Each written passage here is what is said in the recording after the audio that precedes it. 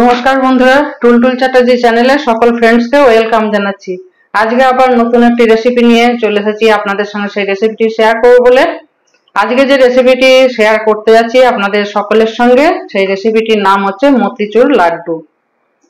মতিচুর লাড্ডু কিভাবে তৈরি করা হবে সেই রেসিপিটি দেখুন, প্রথম থেকে শেষ অবধি দেখবেন, খেতে কিন্তু অসাধারণ হয়। একটা মেজারিং কাপ নিয়েছি, মেজারিং কাপেতে আমি মাপ করে নিয়ে নিচ্ছি বেসন। 1 কাপ বেসন নিচ্ছি, বেসনটা একটু চেলে নেবো। একটা ছাঁকনি নিয়েছি, ছাঁকনির মধ্যে বেসনটা আমি দিয়ে দিলাম। এরপর বেসনটা একটু চেলে নেবো। এখন দোকান থেকেও যখন কিনা আনা হয়, বর্ষার সময় অনেক কিছুই থাকে, পোকা টোকা অনেক কিছুই হয়, তো সেই জন্য একটু চেলে নেবো। বাকিটা ফেলে দিচ্ছি। দেখুন একটি পোকা রয়েছে, সেই জন্য চেলে নেওয়াটা হচ্ছে বেস্ট। এখন 1 কাপ নিয়ে নিলাম বেসন। এরপর দিয়ে দেবো জল। জল দিয়ে একটা ব্যাটার তৈরি করে নেবো, গুলে নেবো বেসনটাকে। এরপর একটা হাতা নিলাম। প্রথম হাত দিয়েই কিন্তু ব্যাটারটা আগে তৈরি করে নেওয়াটা ভালো। এবার পরিমাণ মতো জল দেবো। জলটা একটু বেশিই লাগবে, এটা কিন্তু পাতলা একটা ব্যাটার তৈরি হবে। এইভাবে একটু ফেটিয়ে নেবো ব্যাটারটা। আর সামনেই আসছে রাখি পূর্ণিমা, তারপর কালকে আছে এই শ্রাবণ মাস ভোরই, এখন সোমবার রয়েছে, 4টে সোমবার আছে। এই মিষ্টিটা কিন্তু খেতে পারেন এবং মহাদেবকেও কিন্তু ভোগ হিসেবে নিবেদন করতে পারেন। এই যে ব্যাটারটা দেখছেন, এটা কিন্তু আরো পাতলা হবে, খুবই পাতলা হবে এই ব্যাটারটা। কতটা পাতলা হয়েছে, এখনো জল দেবো, আরো পাতলা করব।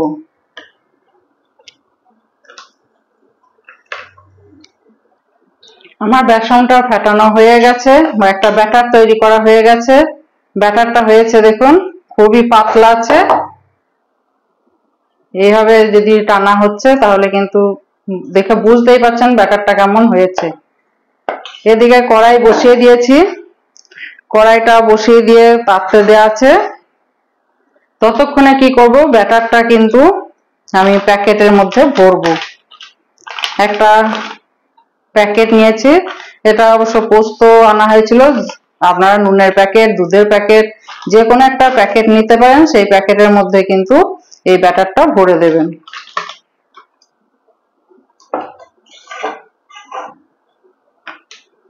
এইভাবে ভরে দিচ্ছি।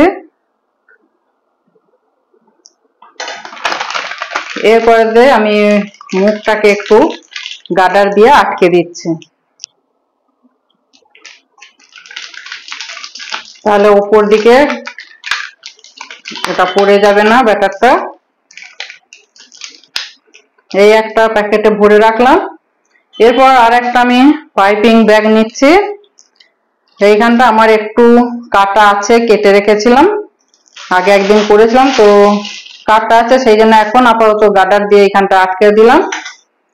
কারণ এখন আমি যে প্যাকেটে যে ভরবো ব্যাটারটা পড়ে যেতে পারে, সেই জন্য কিন্তু ওইখানটা গার্ডার দিয়ে আটকে দিলাম। এরপর বাকি ব্যাটারটা পাইপিং ব্যাগেতে দিয়ে দিলাম।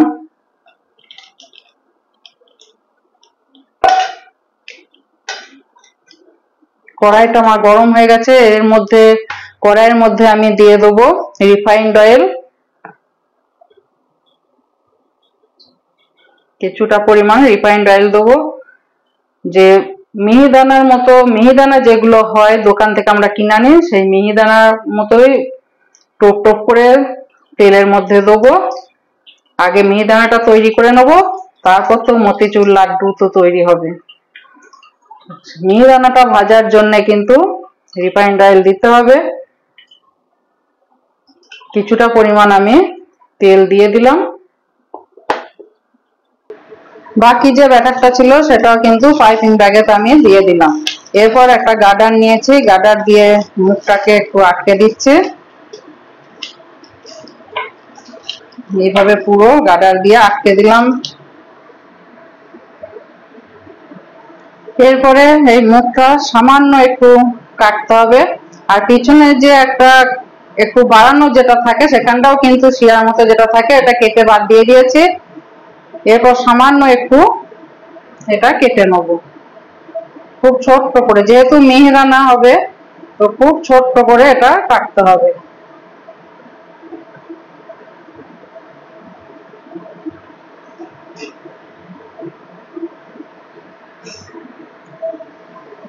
তেলের মধ্যে গিয়ে ছিটকে পড়লো।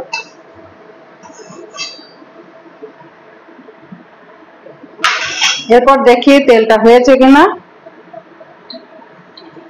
তেল হয়ে গেছে। গ্যাসের ফ্লেমটা আমি মিডিয়ামে রাখছি। এরপর খুব আস্তে আস্তে কিন্তু একে ছাড়তে হবে।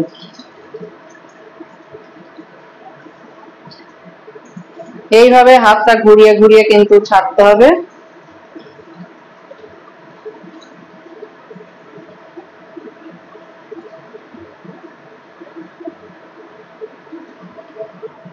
এরপরে এখানে যে গাড়ারটা আটকানো ছিল সেই গাড়ারটা খুলে দিয়েছি। এরপর যে এইভাবে পুরো ঘুরিয়ে ঘুরিয়ে কিন্তু ছাড়তে হবে। মোটা মোটা পড়বে, আর গ্যাসের ফ্লেমটা কিন্তু কমিয়ে দিতে হবে।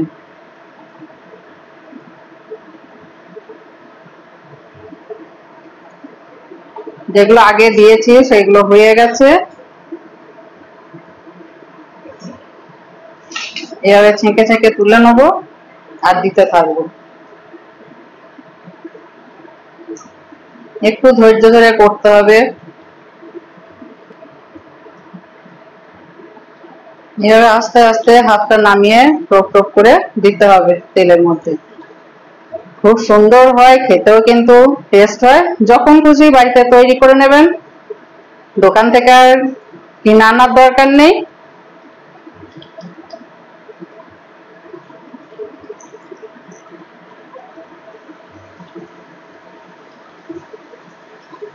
দারুণ হচ্ছে, খুব সুন্দর হচ্ছে। একবার বাড়িতে যদি ট্রাই করেন, করে যদি খান, আর মনে হবে না যে দোকান থেকে কিনে আনে। তো ঘরেতে যখন খুশি করতে পারবেন, খেতে পারবেন। নতুন যদি কেউ এসে থাকেন টুলটুল চ্যাটার্জি চ্যানেলে, যেন সাবস্ক্রাইব করবেন। রেসিপি যদি ভালো লেগে থাকে তাহলে লাইক দেবেন, প্রচুর প্রচুর শেয়ার করবেন। प्यारा सा कमेंट कर दीजिए, लाइक कर दीजिए, जल्दी जल्दी तुरंत तुरंत एंड शेयर कर दीजिए। গ্যাসের ফ্লেমটা কিন্তু একদম লোতে রেখে দেবেন, আর হাতটা ঘুরিয়ে ঘুরিয়ে কিন্তু এই মিহিদানাগুলো ঢাল তেলেতে ছাড়তে হবে। হাতটা ঘুরিয়ে ঘুরিয়ে এইভাবে দিতে হবে। আমি এখনো ফুড কালার দিইনি, আপনারা চাইলে ফুড কালার দেবেন। পরে অবশ্য ফুড কালারটা আমি দেবো। আর কেমন সুন্দর হচ্ছে দেখুন, ডুমো ডুমো হয়ে বেশ ফুলো ফুলো গোল গোল হচ্ছে কিন্তু। আর হাতটা ঘুরিয়ে ঘুরিয়ে এইভাবেই দিতে হবে। বেসনটা শুধু গুলে নেওয়া জলেতে, প্লেন জলেতে, নর্মাল টেম্পারেচারে যে জল রাখা থাকে সেই জলেতেই কিন্তু বেসনটাকে গুলে নিয়ে একটা ব্যাটার তৈরি করে নেওয়া। তারপরে তেলেতে এইভাবে ফ্রাই করে নিতে হবে। বাকি রেসিপি তারপর তো দেখাচ্ছি। এরপর ছাকনা দিয়ে তুলে নেব।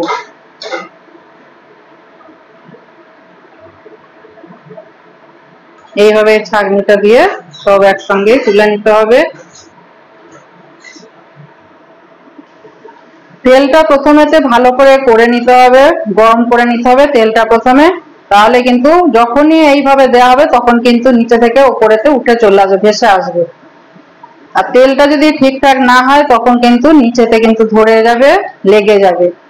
তেলটাকে ভালো করে একটু করে নিয়ে, গরম করে নিয়ে তারপরে কিন্তু একদম লো ফ্লেমেতে কিন্তু এই মিহিদানা ভাজাটা হবে।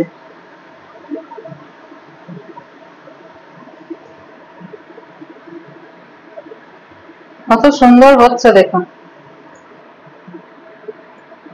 এইভাবে ছেঁকে, পুরো ছেঁকে তুলে নিচ্ছি। তেলটা এইভাবে ঝরিয়ে নেব।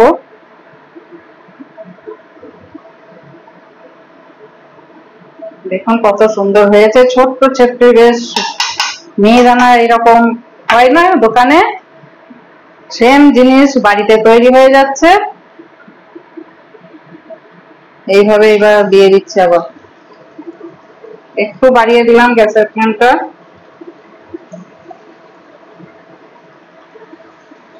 এইভাবে ঘুরিয়ে ঘুরিয়ে দিতে হবে। মিহিদানা আমার ভাজা হয়ে গেল, দেখুন কত সুন্দর হয়েছে, একদম দোকানের মতো হয়েছে। যেগুলো এইভাবে একটু বড় বড় একসঙ্গে হয়ে গেছে সেগুলো কোনো ব্যাপার না, এই দেখুন ছেড়ে যাচ্ছে সব। এইভাবে একটু ঘষে নিলেই হাতেতে পুরো আলাদা আলাদা হয়ে যাচ্ছে, কত সুন্দর হয়েছে। এরপর বাকি রেসিপিটা তৈরি করব, দেখুন দারুণ সুন্দর হয়েছে।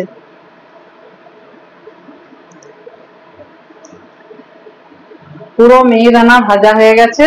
এরপর আবার একটি কড়াই নেব, কড়াইয়ের মধ্যে এবার শিরা তৈরি করব। এরপর এই কড়াইটাকে সরিয়ে দিচ্ছি, এই ওভেনেতে আবার একটা কড়াই নিলাম। কড়াইয়ের মধ্যে দিয়ে দিচ্ছি মেজারিং কাপের 1 কাপ, যেহেতু বেসন নিয়েছিলাম 1 কাপ দিয়ে দিচ্ছি চিনি, দিয়ে দেবো 1 কাপ জল।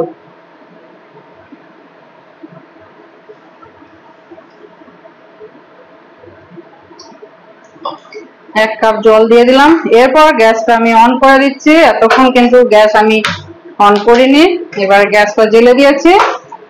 চিনিটা শুধু গলে যাওয়া অপেক্ষা, চিনিটা যেই গলে যাবে, এখানে চিনির শিরা মোটা পাতলা করার কিছু নেই, যেই চিনিটা গলে যাবে তখনই কিন্তু মিহিদানাগুলো রসের মধ্যে দিয়ে দেবো।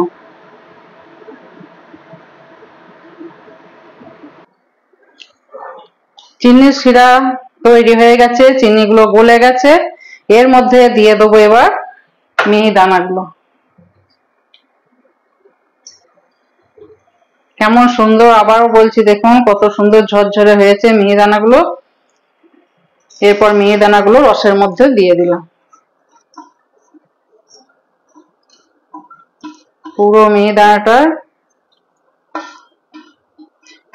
এরপরে তৈরি হচ্ছে মতিচুর লাড্ডু।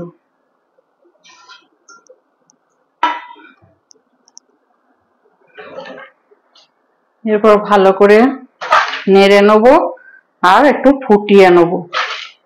ফুটিয়ে নিলে কি হবে, এগুলো কিন্তু নরম হয়ে যাবে। এর মধ্যে দিয়ে দিচ্ছি 1 চিমটে ফুড কালার, ইয়েলো কালারটা আমি দিলাম।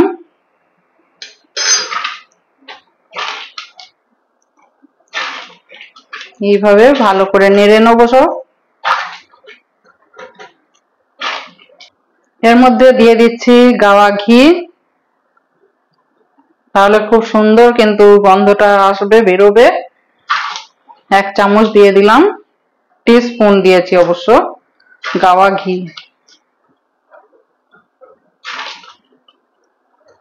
রসটা আস্তে আস্তে কিন্তু টেনে নিচ্ছে, দেখুন কত সুন্দর হচ্ছে।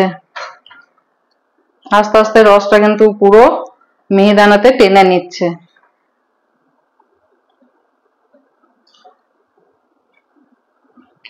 গ্যাসের ফ্লেমটা কিন্তু একদম লোতে রাখতে হবে, তাতে কি হবে, যেহেতু এই বেসনটা ভাজা হয়েছে, মিহিদানা তৈরি করা হয়েছে, তো ভাজা যখন হয়েছে একটু তো সময় লাগবেই। তো লো ফ্লেমেতে রসের মধ্যে কিন্তু দিয়ে এইভাবে নাড়াচাড়া করবে, আস্তে আস্তে রসটাকে টেনে নেবে। আর মতিচুর লাড্ডু তো খুব সুন্দর হবে তৈরি।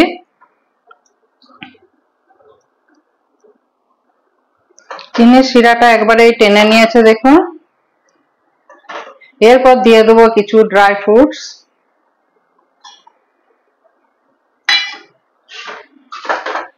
এরপর খুব ভালো করে মিক্স করে নেব। গ্যাসের ফ্লেমটা একটু বাড়িয়ে দিলাম। এরপর ভালো করে আরো নেড়ে নেব, রসটাকে একদম ড্রাই করে নেব। রসটা থাকলে কিন্তু মতিচুর যে লাড্ডুটা তৈরি হবে সেটা কিন্তু রসটা থাকলে হবে না, রসটাকে পুরো মেরে দিতে হবে।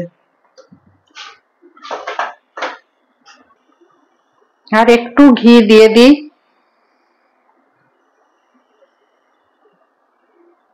আর একটু ঘি দিয়ে দিলাম, গাওয়া ঘি। এরপর ভালো করে আবার পুরো মিক্স করে নেব। গ্যাসের ফ্লেমটা এখন একটু বাড়িয়ে দিচ্ছি।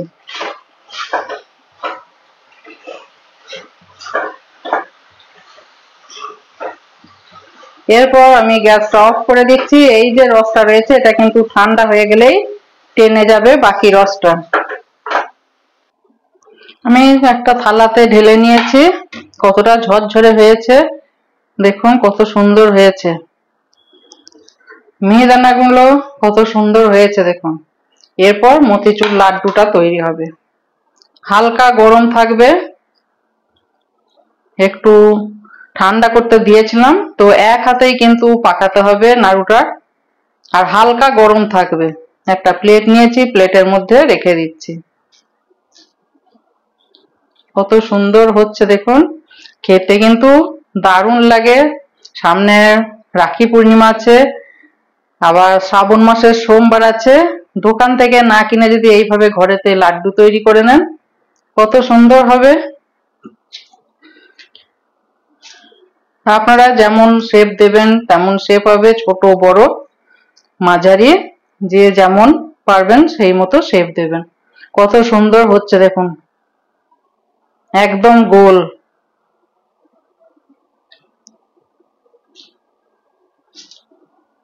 কতগুলো হচ্ছে দেখুন। এক কাপ মেজারিং কাপের 1 কাপ আমি বেসন নিয়েছি।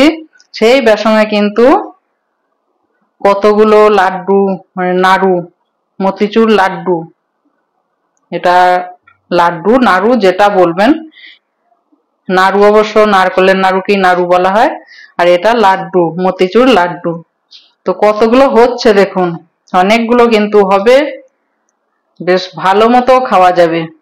আর দোকানে কিনতে গেলে এই মাপ কি এর থেকেও সাইজটা ছোট আছে, তার দামই এখন 10 টাকা নিয়ে নেবে। পিস হিসাবে 10 টাকা হিসাবে পিস বিক্রি হবে। তো দোকানে না কিনে ঘরেতে যদি একটু তৈরি করে নেওয়া যায়, প্রাণ ভরে মন ভরে খাওয়া যাবে। আমার মতিচুর লাড্ডু পাকানো হয়ে গেল। আলাদা করে হাতে ঘি আর দিতে হয় না, আর এক হাতেই পাকাতে হবে, পাকানোটা খুব ভালো হবে। আর কতগুলো হয়েছে দেখুন। দেখুন কত সুন্দর হয়েছে। তো 20-22 পিস মতো হয়েছে, তাও আমি একটু বড় বড় করেছি। যদি আরেকটু আপনারা ছোট করেন তাহলে কিন্তু আরো হবে। যদি বেসনটা ভাজার সময় যদি একটু খড়িয়ে যায় কোনো অসুবিধা নেই। কালারটা যেহেতু ফুড কালার দিচ্ছেন, ফুড কালার যদি না দেন তাহলে হয়তো সাদা সাদা একটু হবে। আর যদি একটু খড়িয়ে যায় বেসনটা ভাজবার সময়, টেস্টটা কিন্তু অসম হবে, অসাধারণ হবে টেস্টটা। তো এইভাবে বাড়িতে আপনারা তৈরি করবেন, খাবেন এবং বাড়ির সবাইকে খাওয়াবেন। আর কমেন্টে লিখতে যেন ভুলবেন না কেমন লাগলো রেসিপিটি, খেতে কেমন হয়েছে সেটা আপনারা নিজেরা ঘরেতে করবেন, করে তারপর কমেন্টে লিখবেন কেমন লাগলো। তো নতুন যদি কেউ এসে থাকেন টুলটুল চ্যাটার্জি চ্যানেলে, যেন সাবস্ক্রাইব করবেন। রেসিপি যদি ভালো লেগে থাকে তাহলে লাইক দেবেন, প্রচুর প্রচুর শেয়ার করবেন। प्यारा सा कमेंट कर दीजिए, लाइक कर दीजिए, सब्सक्राइब कर दीजिए जल्दी जल्दी, तुरंत तुरंत एंड शेयर कर दीजिए। ভালো থাকুন, সুস্থ থাকুন। নমস্কার, থ্যাংক ইউ।